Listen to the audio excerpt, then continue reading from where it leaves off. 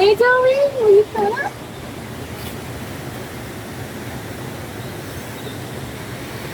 Hey Lala, tell us a story. I was thinking about snakes because I was getting up on this log and I was like, oh my god, what if there's snakes? So, I have a story about snakes. It's a mystical, magical story. It involves snakes and a shaman. Like so many mystical, magical stories, I'm sure. And so, I was walking in the dark one night in the forest and I didn't have my flashlight on because there was fireflies everywhere and they were so beautiful that I was like, I don't want to interrupt nature's majesty with my human little light. So I didn't have a light on. I was walking in the forest barefoot, which is not like, whatever. Some people would say it's not smart. I don't know those people. Anyways, so I'm walking and then I trip over something and it tangles up. Like it's something like muscular and it gets tangled up in my feet. And then I kick it kind of off and then I hear, Oh, and so I tension I in the story. obviously was like kept walking and then I was like, wait, stop, Lala, you got to see what that was. We all know what it was, but you got to just double check.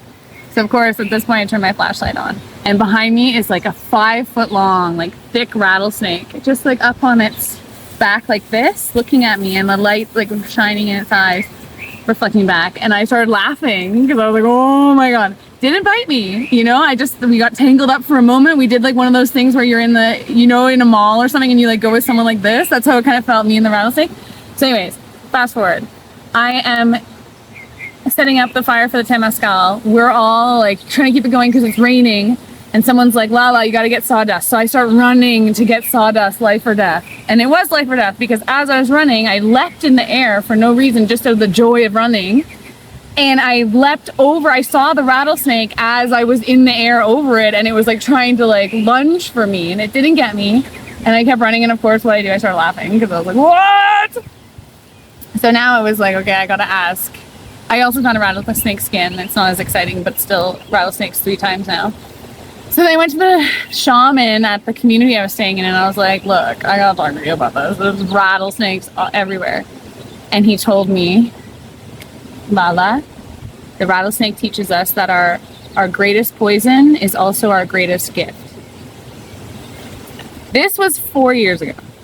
I still don't know what my greatest poison is. Every single time I do something like remotely toxic, I'm like, oh, maybe that's my greatest poison. Maybe that's my greatest gift. Every time I like run away from a situation instead of dealing with it, I'm like, maybe my running away is my greatest poison. Every time I fall in love with another man who's emotionally unavailable, I'm like, maybe that's my greatest poison. Every time I do anything, I'm like, is that my greatest poison? So really all it did was unlock this like endless, what if my greatest poison is storytelling? Because I get all tangled up in all the stories, trying to find the story, the right story. And it's also my greatest gift because I really like telling stories and I'm good at it. And when I channel that, what can be poisonous, right? Like all the stories we tell can be super poisonous. But if we channel it into like something valuable, then maybe then it becomes a gift.